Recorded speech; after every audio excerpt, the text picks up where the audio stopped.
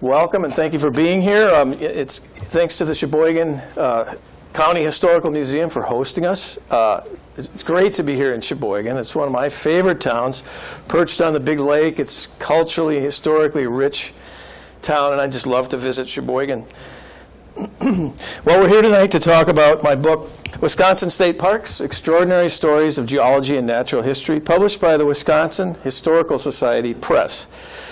And before we start that, I want to take a minute to further what Chloe said and thank my wife, Gail, who's here with us tonight. I wouldn't be here, likely, if it wasn't for all the help, invaluable help I got from Gail in terms of ideas and research and coaching and managing. And so I want to give special thanks to Gail. And we already applauded the treats, so. Well, who here has a favorite state park? Just shout out a few state parks. Your favorites. Peninsula State Park. Devil's Lake. Kohler Andrea down the shore. And Wyalusing over on the Mississippi. What is it about those parks that makes them your favorite park? Just a few 2 or 3 word answers to that question. Why is it your favorite park? It's pretty. It's pretty. They're beautiful, the parks. Quiet, solitude, peace and quiet. All kinds of reasons why people love the state parks. They receive millions of visitors every year. And this evening we're going to look a little deeper into why the parks are so beautiful. I'll talk a little bit about the book, and then we'll follow that with some time for questions. And then you can grab some treats, and I can sign some copies of the book if you wish. Well, when it comes to state parks and other beautiful places that I like to visit, what drives me is the desire to know them better, to understand what made them, what they are. Like you, I've enjoyed exploring and learning about the parks, what makes them the way they are. I grew up in the northwestern part of Wisconsin. I was lucky to have parents who got me into the woods to explore as often as they could get me out. And I remember one time in particular when I was pretty little, we went on a hike in the woods south of Ashland, Wisconsin, the far northern part of the state. And we went in on a trail into the woods. Soon started hearing the sound of rushing water. And it got louder as we hiked along, and we rounded one bend in the trail, and there was beautiful little Morgan Falls County Park. It's a beautiful little secluded waterfall in the far north deep woods. And I dedicated the book to my parents because it was experiences like this that sparked my desire to know the stories of such places. And Gail and I have carried on the tradition, taking our kids to the places we love to explore, like Devil's Lake State Park. And those are my kids, Will and Katie. Since the photo was taken, we've all grown up, I guess. But it was these experiences, family experiences and others, that shaped my career as a science writer. One thing that caught my eye a few years ago was this beautiful map published by the Wisconsin Geological and Natural History Survey. It does a fabulous job of showing the variety of landscapes that we have right here in Wisconsin, including the deep woods of the north, the cliffs of Door County, just up the shore from us here, the central sand plain with its buttes and spires and mounds of sandstone, and the driftless area of the southwest with its deep valleys and river bluffs. That's Gail in the photo there. She's checking out a feature at Wyalusing State Park called the Keyhole. And so it occurred to me that to explore any one of these areas in the state, to zoom in and explore, one could use the wonderful state parks and forests of the state as entry points. We can think of the state parks and state forests as time portals or gateways to the ancient past. And that idea really intrigued me. So I decided that by going to the parks, exploring, learning their stories, and telling them in a book, I could share my fascination with about the geology and natural history of our state. So let's take a look at the book and talk about how you might use it next time you go to a park. And later we'll take a brief tour of nearby Kohler Andrea State Park. But first I want to mention the first chapter in the book. It tells the bigger geologic story of the Wisconsin region. Now, if you're already a Wisconsin geology expert or well-versed, you may not need this chapter. But for those of us who are not, it gives a good overview of Wisconsin geology and introduces you to some key concepts that will help you to fully appreciate the park stories. And one of those concepts is the immense time scale covered in the book. I ask you to take yourselves out of our daily time frame that we divide into hours and minutes and seconds, and to shift into that much larger frame that geologists know so well, measured in centuries and millennia, millions and billions of years. There are 5 spans of time that we focus on briefly here, just to set the stage. The first is the Precambrian, the first 4 billion of the Earth's 4.5 billion year history. And it involved continental collisions that formed North America, and in what would become Wisconsin, it involved mountain building. Next is the 50 million year Cambrian period, a time when seas invaded our continent and life began to evolve in those seas. Now, there had been seas in the Precambrian, more than one probably, that invaded our area and had some forms of primitive microbial life in them. But the Cambrian seas, as far as we know, were the first ones to host complex multicellular life forms and to kick off the evolution of life in those seas. The third period is the next roughly 135 million years following the Cambrian, in which more seas advanced into our area, and life in those seas, evolution of life really took off during that next period. The next period is roughly 400 million years following the departure of the last sea that entered our area. And during that time, erosion took over and wiped out the fossil record for all of that time. So, for example, we do not know for sure if dinosaurs ever roamed in the famous Jurassic. They probably did, but we have no fossil record of dinosaurs because the erosion really wiped it out, especially in Wisconsin. And finally, the 2.5 million year Quaternary period, the Ice Age, time of the glaciers, and within the last 200,000 years, the emergence of humans.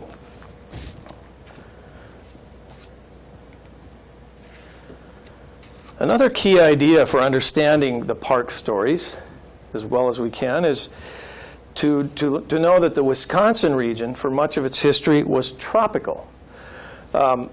I want to thank the UW Press for the use of this image. It was used by David Michelson and his co-authors in their great book, Geology of the Ice Age National Scenic Trail. I don't know if any of you are familiar with that. It's a great, great book. Long ago, early in its history, the Earth's crust was fractured into several large pieces called plates that were jostled and moved around on the planet like bumper cars in an amusement park. And the movement of these plates is called plate tectonics. The plate on which Wisconsin rode, the North American plate, in Precambrian time was south of the equator. And due to plate tectonics, it took kind of a curlicue path over time, crossed the equator heading north about 350 million years ago, and kept shifting around and landed where it is now about 10 million years ago. But we're still moving. As you may know, the North American plate is shifting roughly southwest, about as fast as our fingernails are growing. So not very fast.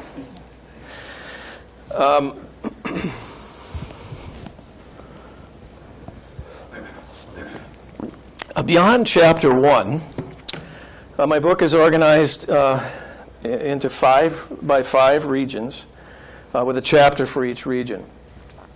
Now, every one of Wisconsin's 49 state parks and 10 state forests has a great story to tell. But I picked the 5 or 6 stories in each region that best represent the dynamic processes that occurred there. So let's just take a quick tour of the regions before we go to Kohler Andrea. The first is in the northwest corner of the state. The bedrock up there is largely volcanic. That's Brownstone Falls up at Copper Falls State Park. And the rock all around and under those falls is volcanic. In the northeast corner of the state, the parks lie on the remains of ancient sea creatures and sea plants that were converted to hard stone, hard rock, and later unearthed by the glaciers and other processes, forming features like these cliffs that make Door County famous, this one at Peninsula State Park. And here in the southeast corner of the state, the rolling countryside is formed by glaciers, molded features such as this came, or cone-shaped hill at the Kettle Moraine State Forest. In the south central region of the state, where Gail and I live, a variety of processes shaped the features, many of them related to the glacier. For example, even during glacial times, during the short summer months, water would flow into the cracks and crevices of rock. And then during the long, cold winters, that water would freeze and expand and gradually pry rock pieces apart, one from another. And over centuries, this freeze-thaw cycle with its pickaxe effect literally sculpted features such as the balanced rock at Devil's Lake State Park. And finally, in the southwest corner of the state, the driftless area, never invaded by glaciers, the slow, steady process of erosion formed features such as Eni Point at Governor Dodge State Park. It's a sandstone mass sculpted by wind and water erosion, uninterrupted for hundreds of millions of years. And that's my son Will in the photo there. He was helping me with pictures that day. Now, each park story in the book has an introduction with more details on the geology and natural history of the park area. In many cases, I also include some early human history, explaining how Native Americans lived in the park areas and why they too regarded them as special or even sacred. For example, this is Trempealeau Mountain up at Perot State Park on the Mississippi. This has long been regarded as sacred by the Ho-Chunk, and so access to it is restricted in honor of that. Each story includes photos, like some of those you're seeing here tonight, and I took all but a couple of the photos in the book on my hikes in the parks. And each story is also accompanied by one or more trail guides that I wrote up after hiking those trails. They preview for you what you will see on the trail, like rock types and rock formations, how things have changed over time, how they're changing now.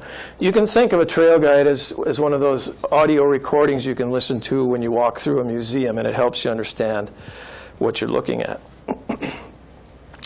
Also note that the editors at the press designed this book specifically to fit into a backpack. So you can grab a park trail map and put the book in your backpack and hit the trails and play geologist. So let's do that now. Let's go through one of those time portals and see how you can use the book when you explore the parks. We are going on a hike through Kettle Moraine State Park. Just down the shore from here. What we'll see when we walk through this park is a set of extraordinary processes, including invasions by ancient seas that laid down thick layers of sandstone and dolomite, rivers flowing and eroding that stone for millions of years, crushing glaciers that gouged out the Great Lakes basins, and the building, grain by grain, of expansive sand dunes, and finally the growth of stately dune forests. Kohler Andrea State Park is known for sprawling sand dunes and inviting beaches. Now here, I want to take a minute to give special thanks to the Friends of Kohler Andrea State Park. And I bet we've got a few of them here tonight. Anybody? Friends of Kohler Andrea? All right. Great. We owe those people a special debt for the hard work they've done to make Kohler Andrea State Park what it is, which is a wonderful place to study and learn about ecosystems, dune ecosystems, and how they form. And I'll talk more about the dune formation later on. But to get to the beginning of this story, we have to step back in time about 2 billion years to a time when when mountains stood in northern Wisconsin. They were heaved up when two primitive continents collided about 1.9 billion years ago to form the new continent of North America. Remember, this region was tropical at the time, so those mountains were desert-like. They were sandy, and tropical and desert-like. And they might have resembled these peaks that you can see now at Big Bend National Park in Texas. So what do these old mountains to the north have to do with the dunes at Kohler Andrea State Park? Well, have you ever wondered where all the sand along the Lake Michigan shore comes from? Well, much of it comes from those mountains to the north that were there almost 2 billion years ago, beginning at that time. Over millions of years, winds scoured those highlands, and streams and rivers brought the eroded sand and gravel down to seashores to the shores of invading seas that were coming into the area from the south.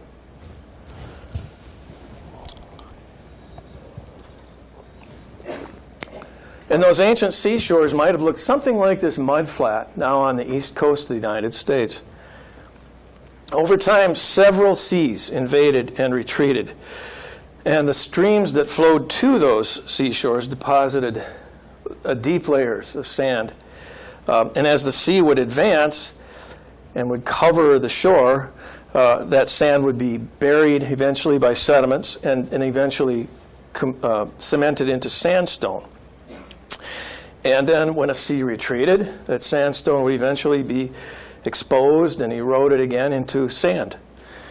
And as those ancient seas advanced and retreated several times over hundreds of millions of years, this cycle repeated itself again and again. And that's where much of that sand on the lake shores comes from. As time went by, life began to evolve rapidly in these seas that invaded our area. In Silurian time, about 450 million years ago, a seafloor probably looked a lot like this, just teeming with life.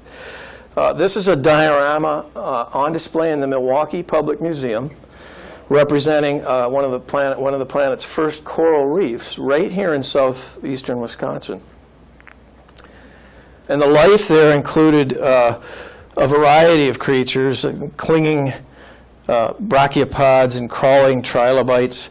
These tall flower-like things called crinoids, or sea lilies, were actually animals. And the chief predator in this system was this octopus-type critter, the cephalopod. And some of these guys got to be very, very large, up to 30 feet long, they figure. The remains of such creatures collected on the seafloor for 300 million years or more and eventually became limestone, which was then converted by undersea chemical reactions to dolomite, a harder, more resistant cousin to limestone. And when the last of the ancient seas had departed our area, this dolomite covered all of Wisconsin in layers up to 600 feet thick. But over the next 400 million years, that long period of erosion, much of it was carried away by wind, water, and ice erosion. In eastern Wisconsin, however, much of the dolomite remained, as you probably know, and today it forms the ridges and cliffs called escarpments. the most famous of which is called the Niagara Escarpment. And it's most dramatically represented at the cliffs of, up on the cliffs of Door County, this one at Peninsula State Park.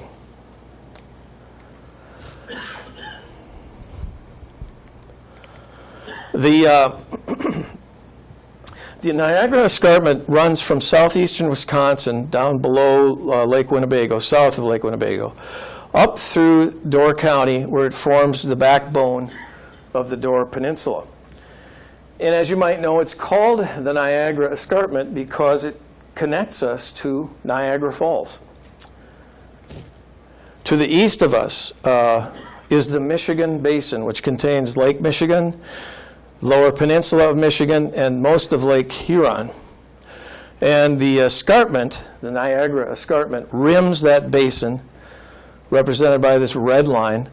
It's mostly eroded, or largely eroded and buried, but it outcrops in a lot of different places, including the northeast corner of Lake Winnebago, all along the Door Peninsula, and most famously on the border of New York and Ontario, where the Niagara River thunders over the escarpment at Niagara Falls. Now, in many areas of the Lake Michigan shore, the dolomite mantle has been eroded away, exposing underlying layers of sandstone and lots of sand. From here in Sheboygan, right there, the escarpment is to the west. It's largely buried under glacial drift. It's over in the region of Lake Winnebago. But around Kohler Andrea State Park, it's sand, sand, and more sand. And again, that sand originally, or much of it, came from those mountains that stood to the north 1.5 billion years ago. For the next part of the geologic story about the park, let's skip ahead to glacial times.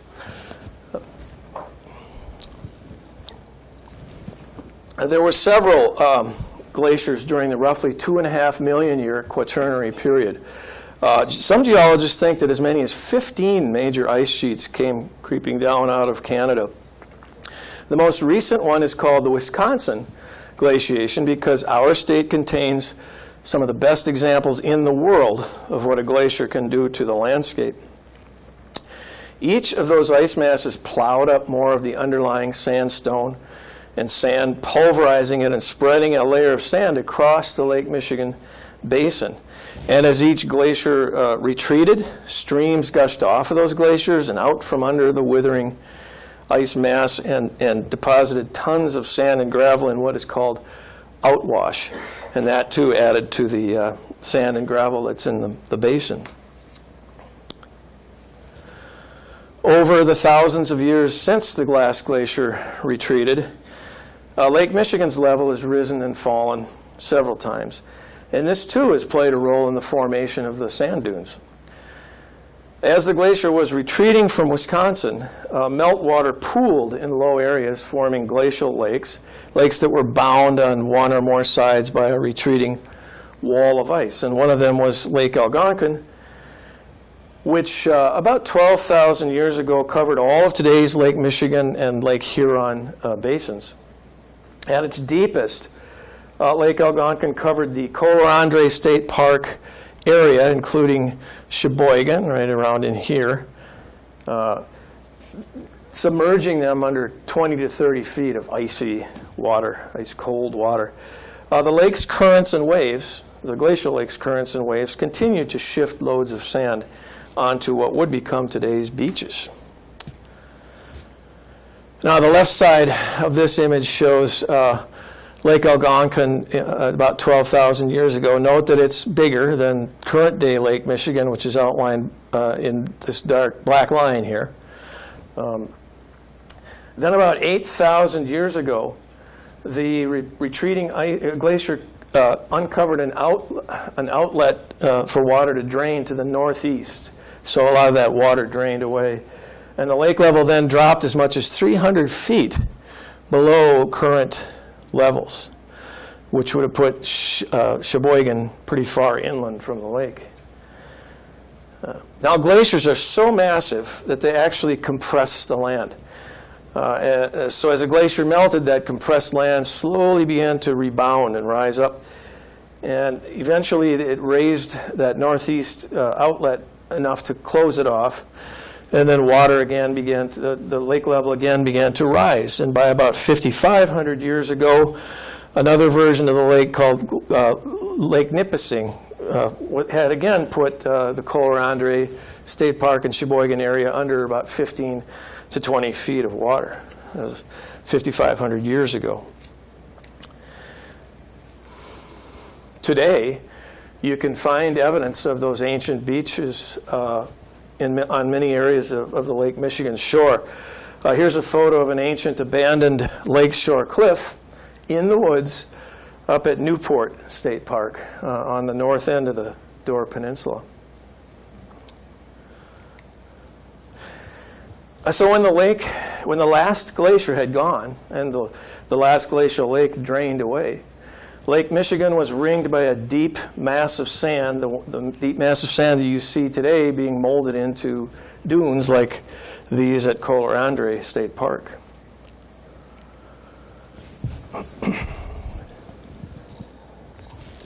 When you visit Kohler Andrea, if the wind is blowing the right way, you can find a sandy area near the shore and watch what the wind does to the sand. A reading from my Kohler Andrea story explains this further. First, note that the waves are bringing sand to the shore, where winds dry it and blow it further inland. If you watch closely, you might see wind-blown grains of sand landing on the leeward side of a piece of driftwood or a bush growing near the shore. Watch long enough, and you will see these grains adding up to a small pile that becomes larger with continuing wind. And you will be witnessing the birth of a sand dune. And my book goes on to explain that the growth of the sand dune is a slow, delicate process. Grain by grain, wind-blown sand builds a pile, which itself becomes subject to the wind. The pile mounts up asymmetrically like a water wave with a sloping windward side and a steeper leeward side. And eventually it gets big enough so that a tiny avalanche occurs on that steeper side. And this moves the pile of sand a few inches inland, and in this way, by avalanching, a dune slowly migrates inland while a new dune forming dune takes its place down by the shore. And as successive dunes form, the deeper, older inland dunes are shielded from the wind by the younger dunes near the lake. And with sands on the older dunes shifting less, certain plants can take hold on the surfaces. First come grasses, and then later more complex plants like creeping juniper, and eventually shrubs and trees. And in this way, by plant succession, forests can be developed on old dunes. And it surprised me to learn that wetlands can even appear on dunes. Under certain circumstances, winds can scour away enough sand to expose the water table. And then groundwater seeps to the surface, creating a place where sedges and grasses can grow. Other plants soon find that area, and as they grow, die, and decay, soil is formed, and a shallow marsh called a slack develops. Another feature of the dunescape is called a sand blow. It occurs where the plant covering on a younger dune is uprooted, and the sand is then exposed to winds that create an ever-widening barren area. And this can threaten the dune ecosystem. Human activities such as walking or climbing on the dunes, building a fire there, letting a dog dig too much in the sand, these kinds of things can cause that kind of damage that starts a sand blow. At Kohler Andrea State Park, the network of cordwalks was built to preserve the dune ecosystem by guiding visitors around and away from those sensitive areas. Now, as all of these features were beginning to form, as the last glacier was retreating to the north, around 11,000 years ago, Native American people began to inhabit the ancient lake shores. First came the nomadic Paleo Indians, who hunted the mastodon and other big game along the shores of Lake Algonquin. By 5,500 years ago, groups of archaic Indians, including copper culture people, were fishing Lake Nipissing's waters, using spears and nets, as well as hunting deer, bear, and smaller game in the dune forests. About 3,500 years ago, early woodland tribes added gardening to their survival strategies, raising corn, beans, squash, and gourds, and living in villages. This is a replica of a dwelling in a village that's built by late woodland people between 1,100 and 1,500 years ago. And this is on display at Whitefish Dunes State Park, north of here.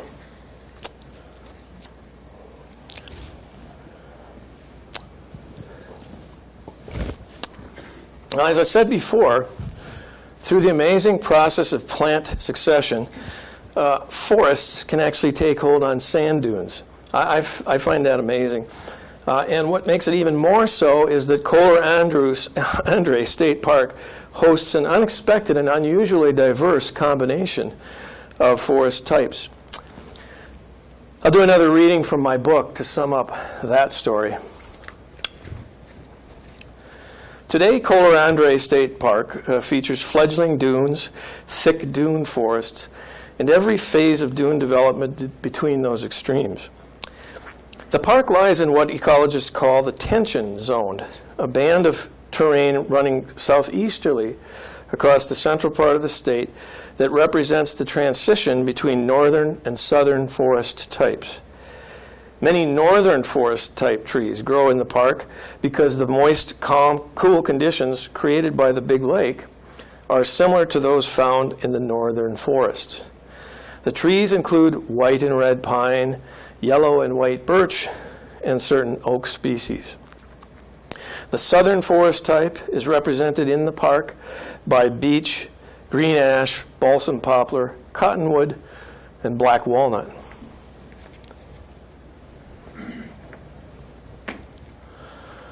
And so that's another reason this park is interesting to me. It straddles the tension zone.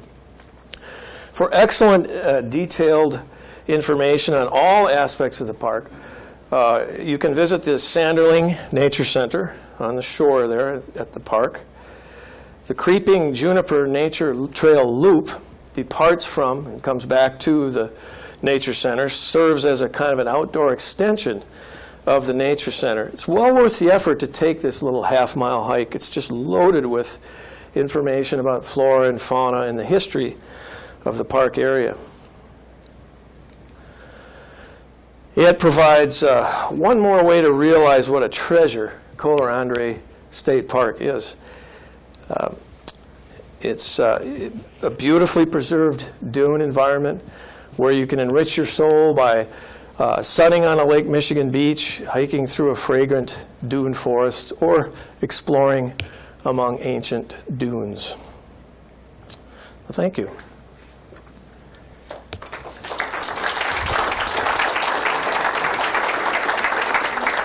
Now, I'd love to hear your questions if you have them, and then when we're done, grab some refreshments, and I can sign copies of the book if you wish. Over there, in addition to what the library folks provided us, as you know, Gail brought some crunchy trilobites and brachiopods. They're ancient, but they're really tasty. So,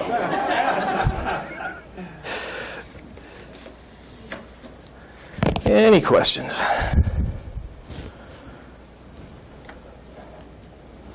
Yes? Do you have a favorite park?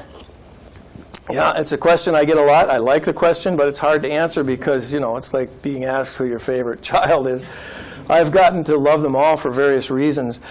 But if you push me a little bit, I will say Copper Falls State Park. It's kind of up in my own stomping grounds up there in the Northwest, and it feels, when you walk through the gates of that place, you feel like you've walked back in time 100 million years. So that's my favorite. Anybody else? Yes? The mineral deposits that are found, or ore deposits that are found up in northern Wisconsin, along Michigan, was that put there by volcanoes? That was put there by volcanic action. If you ever heard of the Mid-Continent Rift, it was an opening up of the continent right up there, right up through what would become the Lake Superior axis of Lake Superior Basin. And 1.1 billion years ago, that opened up. A big plume of magma came up and just pried open a crack in the earth. And it was beginning to tear the continent in half like the rift in Africa is now, East Africa.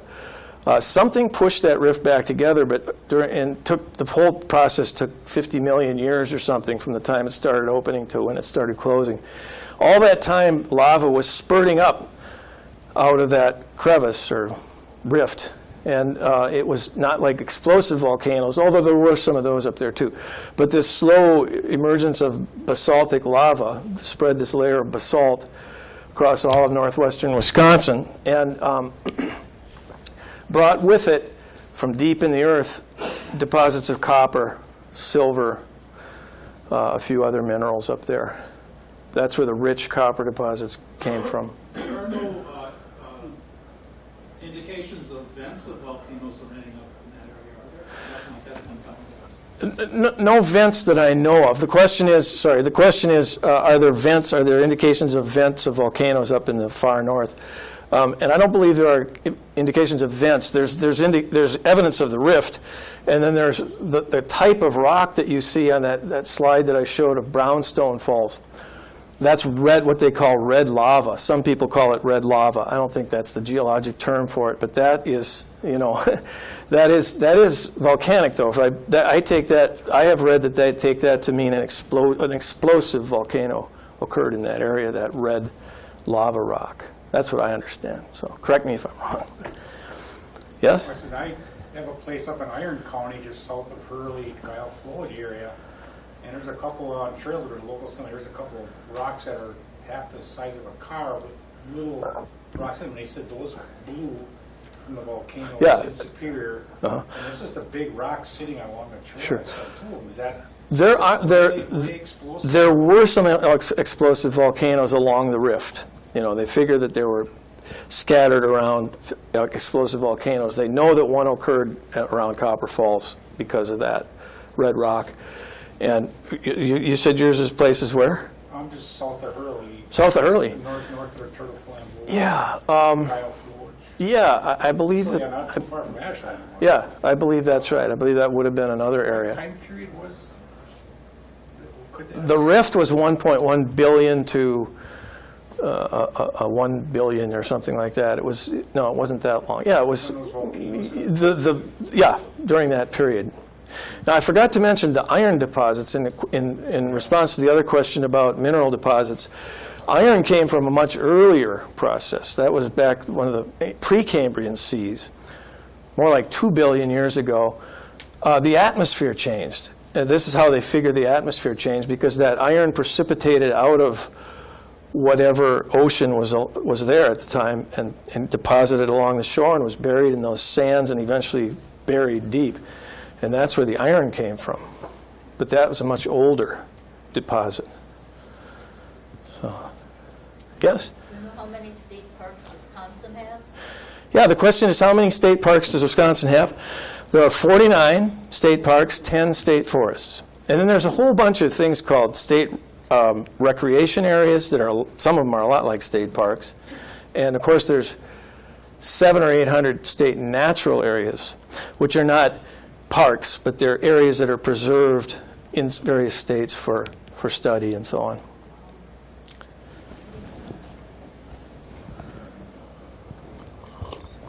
Yes? What makes a park versus a forest? That is a good question. What makes a park versus a forest? It kind of comes, it's a mix of politics and budgetary politics. Now let me think. Which state forest? Point Beach State Forest. They wanted to make that a state park, But I think it was that one of the state forests. But because it was owned by another part of the state, it wasn't owned by the DNR, I think. I'm sorry, I can't give you the specifics. But it was kind of determined by who owned what. And then there were squabbling among the people in the government to turn it into a state park or a state forest. It wasn't squabbling, but, negotiation or just rules, I guess. So some things are state forests, and they're almost like state parks, and something like Kettle Moraine is almost like a state park, and some state parks are more like state forests. But so it's really a distinction more of artificial than real. So. Does your sticker get you into all? Yeah. Mm-hmm. Yeah. The SRAs, the state recreation areas, all of those, all the state-owned properties. Mm. Yes? Do you think there'll be any more state parks or? I get that question. I'm asked if I think there will be any more state parks. And I keep meaning to look into that to see if there's anything brewing. I don't know of anything. I'd love to see a state park up in the northeast part of the state where all those waterfalls are in Marinette County. I don't know if you're familiar with those.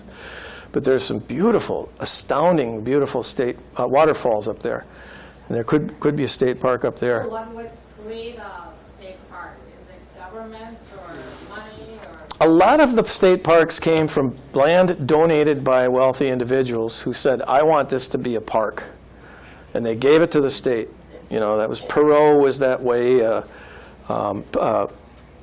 Pattison up on the Superiors was Kohler Andrea. Yeah, exactly. And Tommy Thompson. And also they're also sometimes formed by kind of grassroots efforts. I think this is pretty well true. The interstate park, the very first park that Wisconsin ever established, was developed largely due to a grassroots effort to preserve, and it was Minnesota and Wisconsin working together. I'm trying to think of another example of a park that was organized by people, but I'm sorry, I can't think of it right now. But yes. Have you been down to the Wyalusing State Park then? Oh yes. Oh sure. That's Gail's favorite park. Where's Gail? That's her favorite. I wonder, have you ever been over across on Iowa side, and there's a high point that you can look out and you can see the Wisconsin River coming into the Mississippi there? Yes. It's a beautiful place. Yeah. Iowa. Yeah. The greater Iowa. It's not very far from Perth. Yeah, it's right across the river. I have been there a long time ago. I need to go back again. It's very pretty. We were just there last summer, I guess it was. Yeah.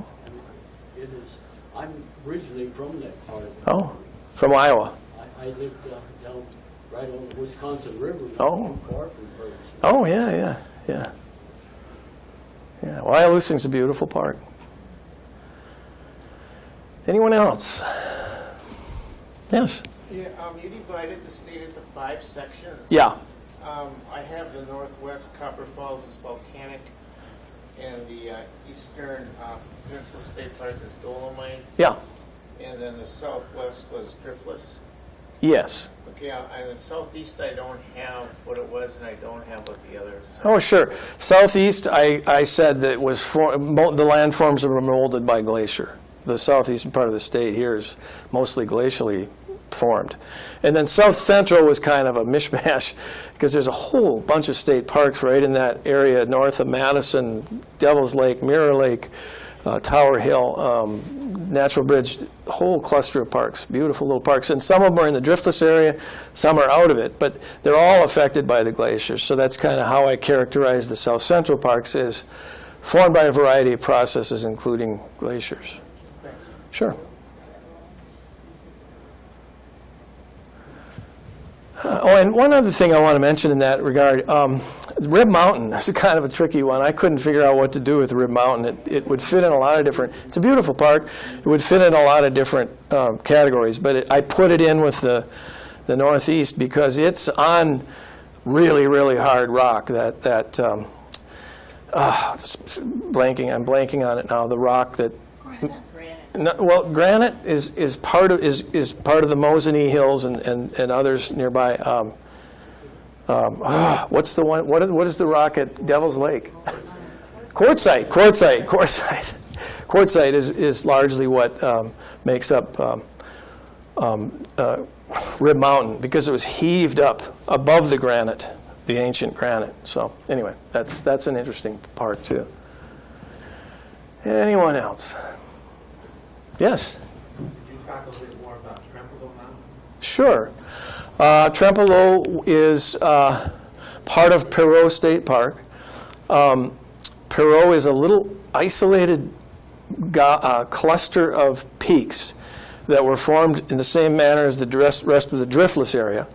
And they were once Trempealeau and the rest of those peaks at Perot were once part of the Minnesota side of the driftless. The Mississippi River came down, flowed north of Trempealeau and then east of Perot State Park, and then continued in its track it's in now. But the Trempealeau River came down out of those hills on the Wisconsin side, brought a lot of sand and gravel, and formed a natural dam across the Mississippi and diverted the water into some tributaries behind behind Perot State Park peaks, and isolated them from the Minnesota side, and they had already been isolated from the Wisconsin side by the broad Mississippi River Valley. So it's this little group of stranded peaks. I refer to them in the book as stranded peaks. And Trempealeau is the highest island, the biggest island in the Mississippi, I believe. It's an island, and it's surrounded by the Trempealeau River and the backwaters of the Mississippi. Sacred ground to the Ho-Chunk. Pretty high. It's 380 feet off the river level, I believe. Anything else that you're wondering about Trempealeau Mountain? It's got trails on it, and I'm not sure. I have to double check on this. It used to be that you couldn't just go there without a ranger to guide you around, because it was sacred ground of the Ho-Chunk, and they didn't want people tramping all over it. So anyway, yes? Isn't that Trempealeau, isn't that north of La Crosse? Yep. Mm-hmm. Yep. I've been through that. There's a little town in that called Trempealeau. Yeah. Great little town. But I don't think I've ever been to that state park. Oh, it's real pretty. Go through Trempealeau and go up the river about a mile on the road up the river there, and it's right there. Go see it. Yes? When you were talking about ancient seas covering this area, how much of the state did those cover? The entire state at one point? Yeah, the whole state was underwater a lot of the time. I think there are some geologists who believe that in the very northwest most corner of the state wasn't covered much of the time. But yeah, it was covered many times. The whole state was covered many times. And that's why we had such thick layers of dolomite all over the state when the last of the seas finally flowed away. Yes? What creates a drumlin or an esker? A drumlin or an esker? Oh, great questions. If you have time, go to Kettle Moraine, and you'll learn a lot about that. Have you been there? Kettle Moraine State Forest? Yeah. Drumlin is, that's one of the, I'll go with esker first. An esker is what's left of an under ice stream, a stream that was flowing along under the ice as it was melting, and it was pretty much perpendicular to the front, the ice front, the wall, the margin of the glacier, and the stream would come down out from under the glacier and flow out. It would be carrying sand and gravel that were embedded in the glacier and melting out, and each stream would just drop a whole load of sand and gravel along its bed, and then it would basically fill up the tunnel that was formed by the stream under the ice, and when the glacier finally melted away, what was left was this sinuous ridge of sand and gravel. And that's an esker. Some of them are huge. Some of them are 100 feet up off the ground. And some beautiful samples of that in Kettle Moraine. The drumlin, it took glaciologists a while to figure out what formed drumlins, and I think there might even still be some argument about it. But the best explanation, as I understand it, according to David Michelson and others who've studied this, is that under a glacier, some areas of the ground were frozen really hard and some were a little softer and wetter. And so where the ice and the ground under it were rock hard, as the glacier moved over that area, wait, now let me think about this. The ground was hard. The ground was frozen solid, deep. And as the glacier came plowing along, it plowed away the softer, wetter stuff, and when it ran into one of those chunks of really frozen, hard soil, it just kind of went up and over it, like that. So it was carved by an advancing glacier. And a drumlin, in case anybody doesn't know, is a teardrop-shaped hill. If you look at, or a spoon, a teardrop at the end of a spoon, the blunt end of the spoon or teardrop is where the glacier came and went up over, and then it tapered off the back end to make it look like the back of the spoon. And that's where drumlins came from. The state capitol is sitting on a drumlin. Babcock, is it Babcock Hill? The hill overlooking Lake Mendota, that's a drumlin. A lot of drumlins in the Madison area. And Drumlins in Minnesota too. sure, yeah. And over here, there's many drumlin fields. Did I answer your question? Did I answer? Okay. Yes? Global warming is raising the seas. What is going to happen in the lakes as far as, we know that the seas are going to be raising, but what about the lakes? What happens there? I don't think that climate change would make much difference to the lake level. I shouldn't say that because I haven't studied it, but the seas are going to be rising because there's this enormous body of water in the ocean is expanding because the water's heating up as well as the atmosphere. So just a little bit of heat in the ocean and all that water expands and makes a difference on the seashore. And the other reason is because ice is melting off the land and adding to the water in the oceans. The lakes, the Great Lakes, there isn't a lot of ice to melt into there isn't any ice, really, permanent ice to melt into them. I don't believe increased temperature of the water might expand the body of water a little bit, but I don't know that it would make that big a difference to the lakes. It will affect the water temperature. It could affect, I should say, the water temperature, which will affect what fish can live in it. Trout have a real narrow band of temperature that they can tolerate. So if it goes above their band of tolerable temperatures, the trout won't like the Great Lakes. And so climate change could affect the makeup of the fauna and flora.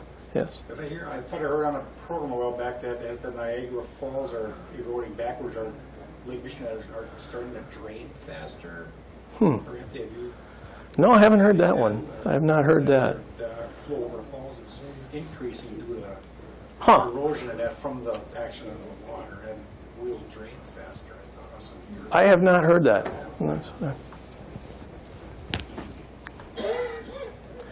Any other questions? Great questions. Thank you. Nothing else? Yes.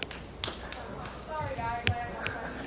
I just want to know, clearly you're very passionate about all of this, so I want to know, what first got you hooked on rocks growing up? Well, I'm not what my nephew calls a rock biter. Some geologists actually bite rocks to help determine what they are. Yeah. I'm not a rock hound as much as I am fascinated by the processes. How did this shape get here? How did this canyon get here?